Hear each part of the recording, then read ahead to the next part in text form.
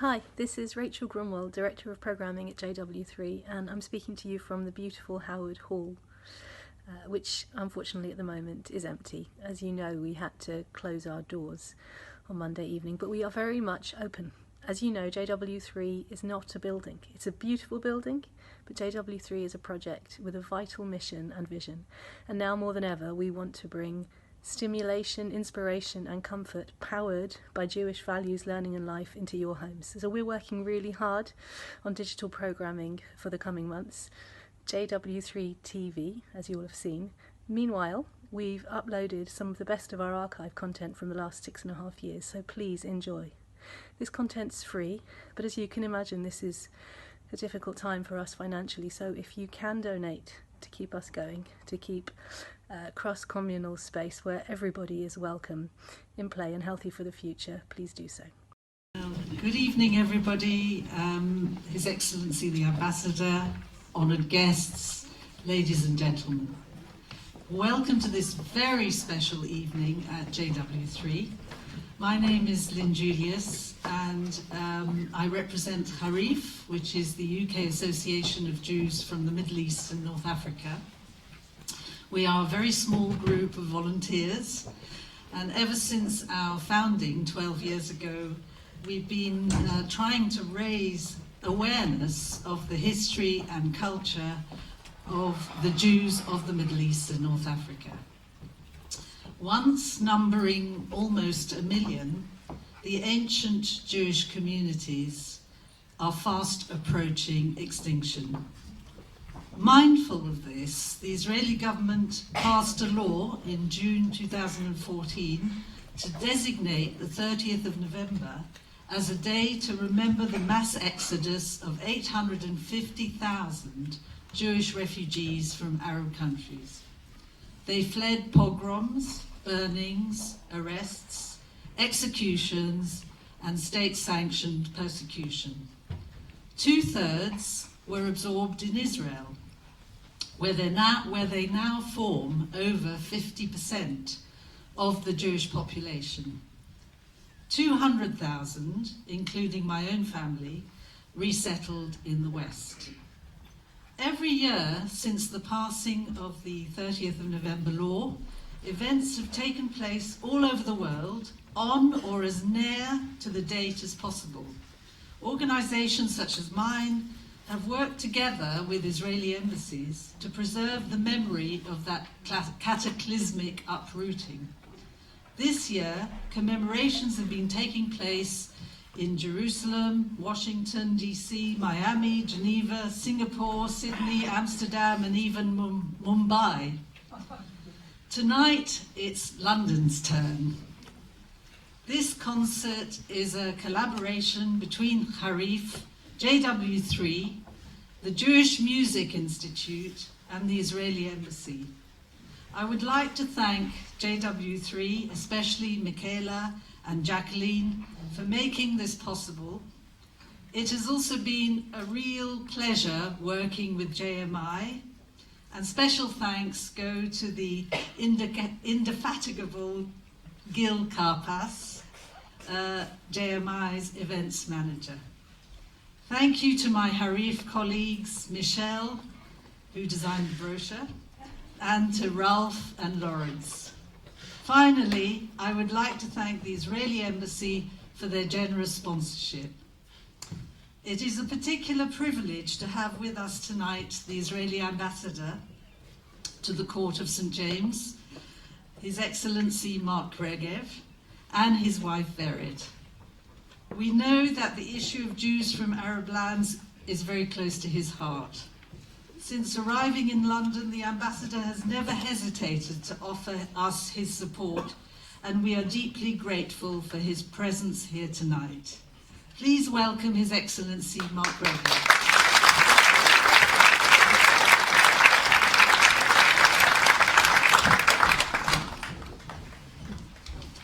Good evening. I think it's only proper that I start by thanking Harif for all they have done to organize tonight's very important event. And I want to pay special attention to Harif's co-founder, Lynn Julius.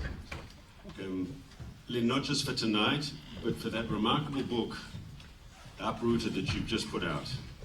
It is so important that the history that your family went through, that my wife's family went through, is documented, is recorded, and in the publication of this book, I think you have made sure that the historic record will be there, and that, in the words of our tradition, that's a mitzvah.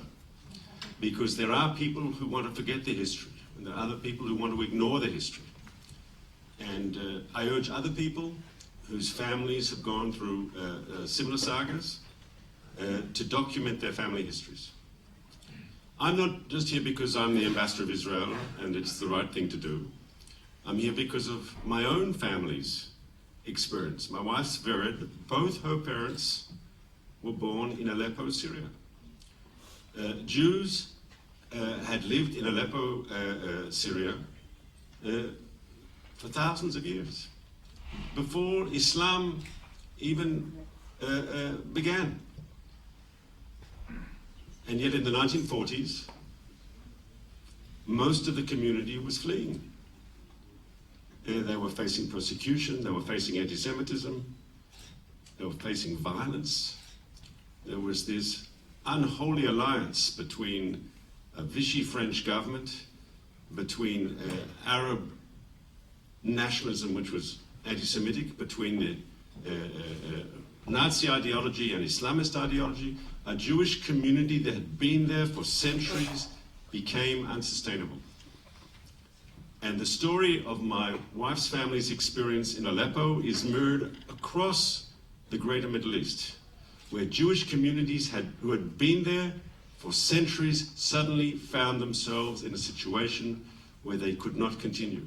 I urge you to look at this booklet that we've been given on the way in. On the second page, there is a list, and it documents countries across the Middle East, Jewish population in 1948, and then Jewish population in 2016. And just looking at those numbers, one can see the human tragedy involved. Thousands, tens of thousands, hundreds of thousands of people uprooted, forced to flee. And in the overwhelming majority of cases, like in the situation of my wife's family, they left behind property, they left behind businesses, they left behind a life, never, ever compensated. Never. Now, you all know, and you've been reading the newspapers, that today Israel is speaking to Arab governments. It's not a secret anymore, but besides our formal peace treaties with both Egypt and Jordan, today Israel is speaking to more and more Arab states. That's a good thing. It's a good thing because it offers hope to a very, very troubled region. It's a good thing also because it offers hope to our people who ultimately yearn for peace and coexistence. And if we ever see the peace talks resume, and I hope we do, and if we ever return to substantive discussions on what peace must be, I would stress that peace must be on truth. It must be founded on truth, on historical truth. And that means we must also put on the table the issue of the hundreds of thousands of Jews from Arab countries who are forced to flee. And if anyone's going to talk about compensation for refugees, we must never, ever be colorblind. That means all refugees. And that is something, once again, we can't have peace that's not based on truth. And so I hope we see the peace process move forward. I hope we see substantive talks with our neighbors. And I want to have a serious discussion on all the issues. So once again, I thank Harif for bringing us all together tonight. I thank Harif for its work year in, year out in making sure that the families of people like my wife's family and all of you here tonight who come from communities across the greater Middle East, that their heritage will never, ever be forgotten. Thank you very much.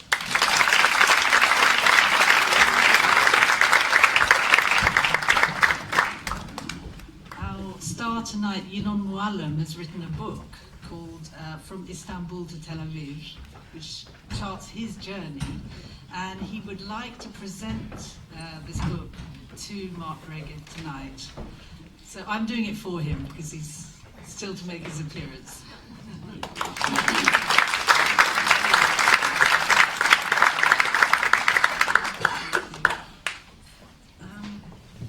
Thank you very much, Ambassador. Before their exodus, Jewish musicians played a key role in the Arab world. Jews were prominent in music in Iraq, for instance. The Jewish Al-Kuwaiti brothers established the Iraqi Radio and the Iraqi Broadcasting Authority orchestra. Of 250 instrumentalists, all but 3 were Jews. As you can imagine, the mass departure of the Jews left a gaping hole in Iraq's musical culture. But Iraq's loss is Israel's gain. This evening is not just a commemoration, it's a celebration of Israel's thriving and exciting contemporary music, Middle Eastern musical scene. Yinon Mualem has flown in from Turkey to be with us today.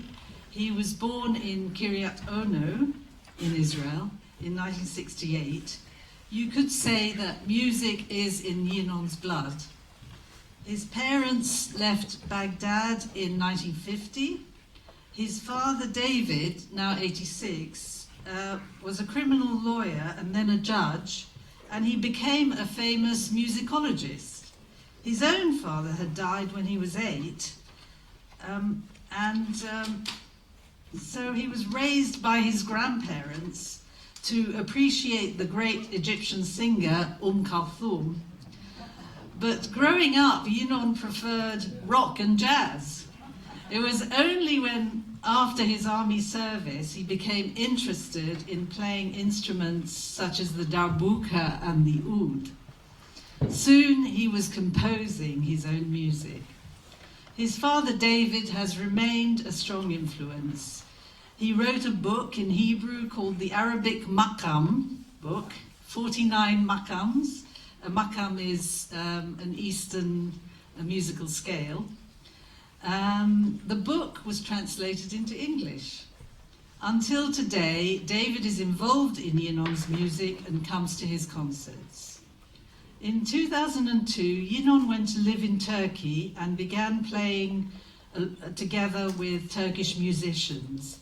As you will hear tonight, his music combines rhythms and melodies from an array of musical genres.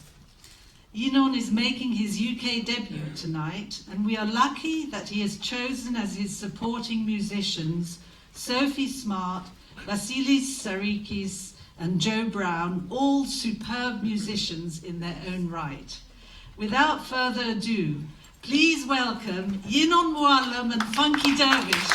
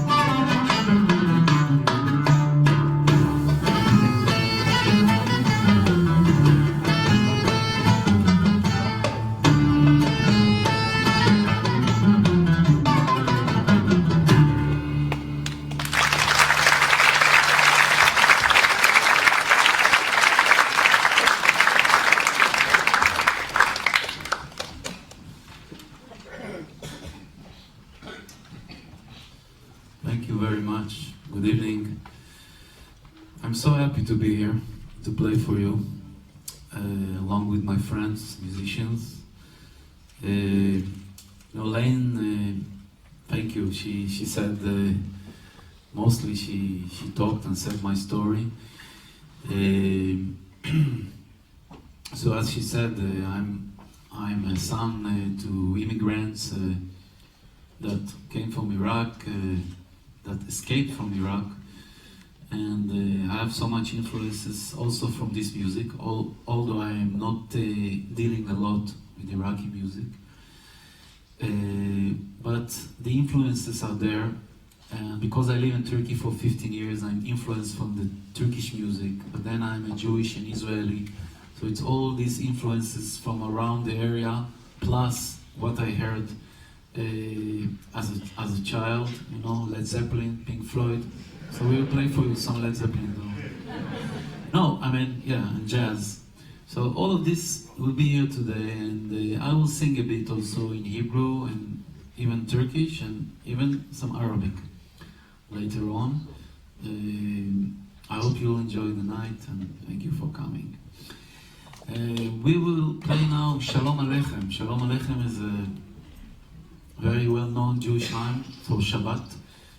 But as I gave it some twist of Turkish music, and we'll play it with a different feel.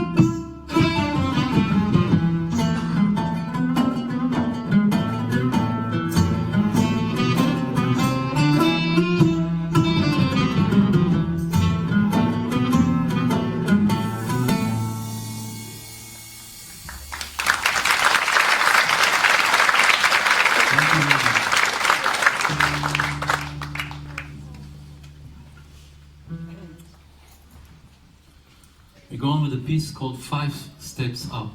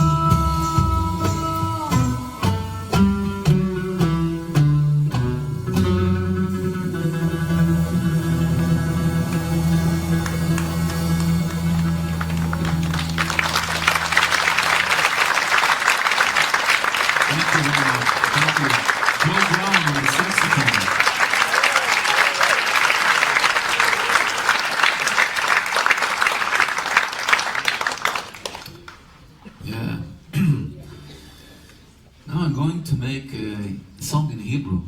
And this is a song I really, really like. It's a famous lullaby that was written by Leah Goldberg in the 1950s and was composed by Rivka Gvili. And I made it already in my first album. And I really like to sing it every time from the beginning. It's called Hyacinth Song. Excuse me.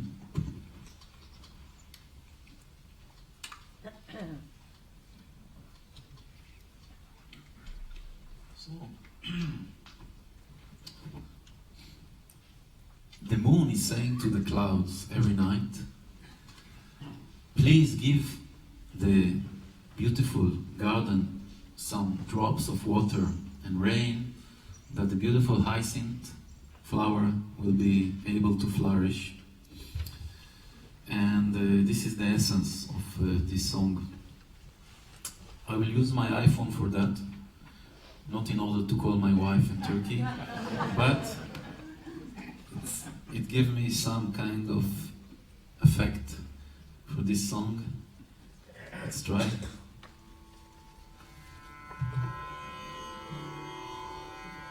It's coming up.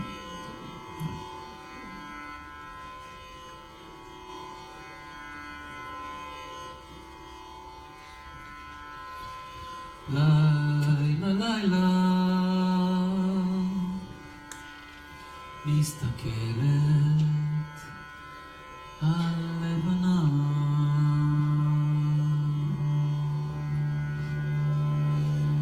בפרחים אשר נעצו בגינה בציצי היקינטון בגננו הקטון לילה לילה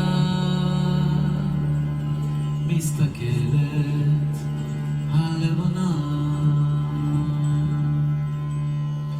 ואומרת הלבנה לעננים נו טיפה ועוד טיפונת לגנים שיפרח היקינטון בגננו הכתוב כך אומרת הלבנה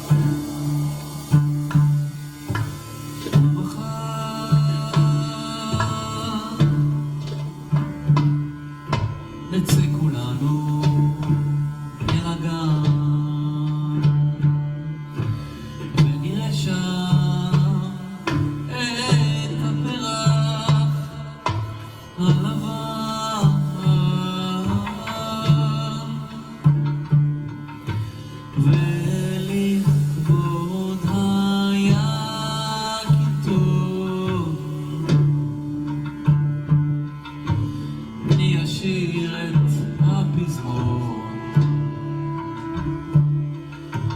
ושמחה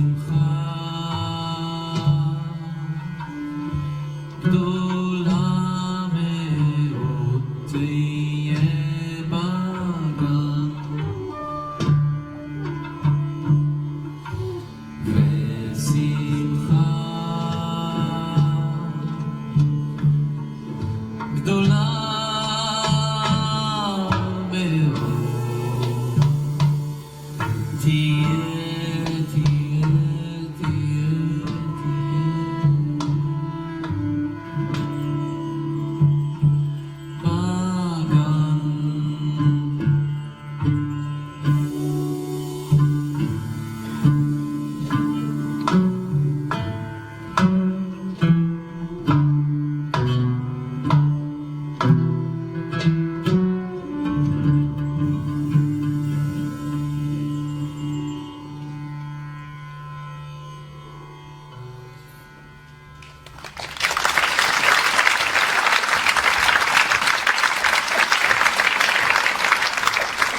Thank you very much.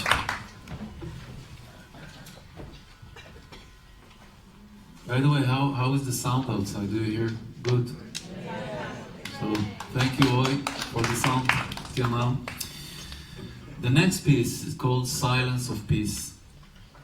And peace, I mean peace, not musical peace, but peace, like shalom. And I'm working on a project with a well-known classical violinist in Turkey, and we decided to write a piece, a big piece that's called Concerto for the Middle East. And for that I wrote 3 different pieces, and I thought what the Middle East is symbolizing for me. So there is the sun and the beauty and the nature and the sea, and then there is the war and the misery and the problems. And I thought that the peace is not existing, so actually it's silence. So it came from there, silence of peace.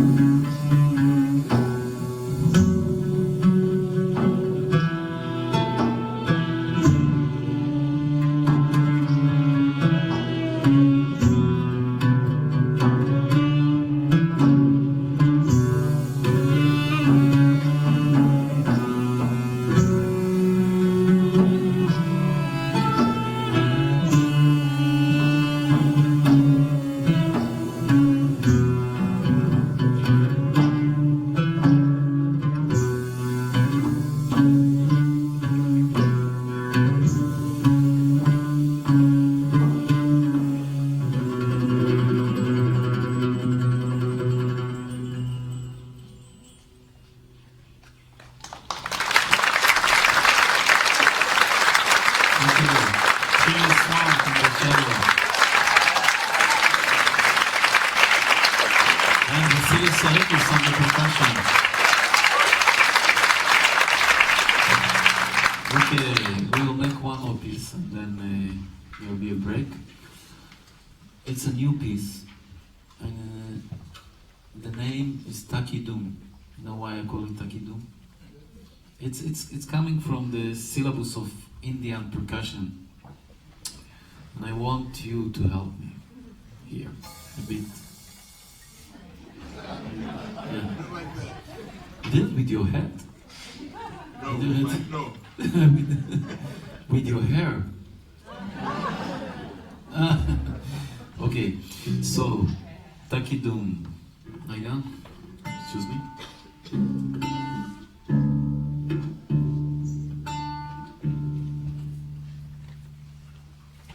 It's going like this.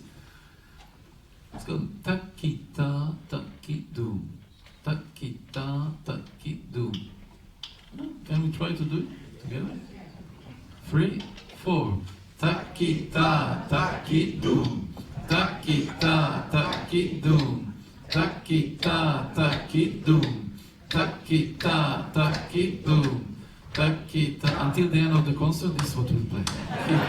Takidum. Yeah. Okay, so we play, and whenever you want to make takita takidum, join us. Ready? 3, 4. Takita takidum, takita takidum, takita takidum, takita. Takidum.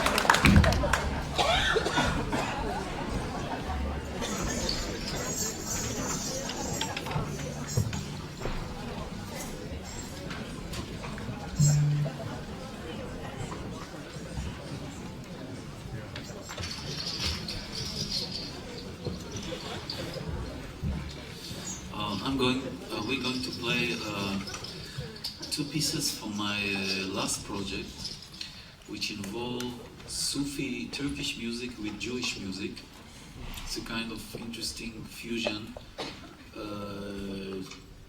really ancient songs that were translated from Turkish to Hebrew and from Hebrew to Turkish. And even one older Arabic poet that was translated from Arabic to Hebrew. So, but this piece that we play now, the name of the project is A Meeting of Hearts. And there is a lot of hearts in this project. So this piece called Dancing of the Hearts, because I tried to imagine when I wrote it how hearts dance. It's not that I know. I just, I try to imagine. According to that, I wrote something.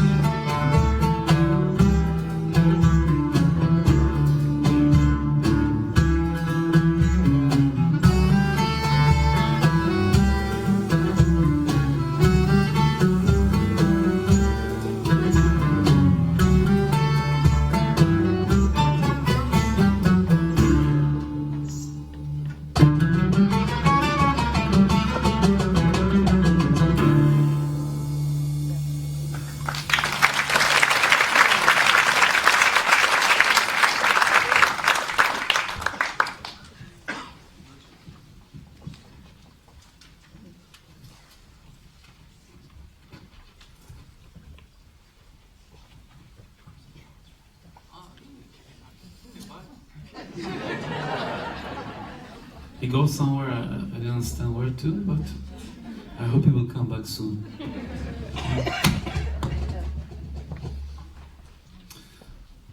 What will be the fine for this?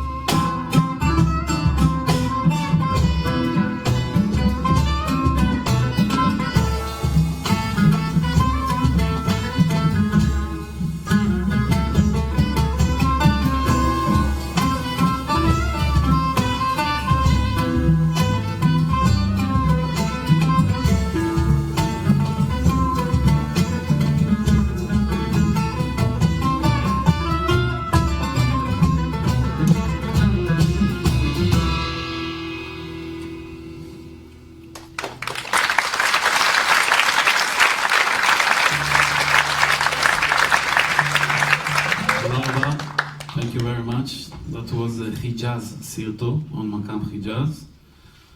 Then we go back to my iPhone.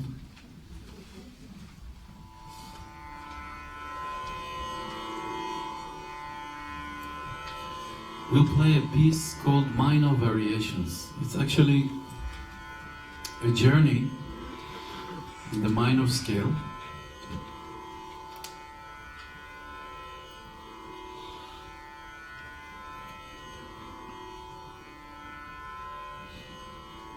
In 2005, I went to India, to South India for a journey, and also to learn the art of playing the South Indian Carnatic music percussion. And I learned to play a bit this instrument, which looks very innocent and small, but it's very special.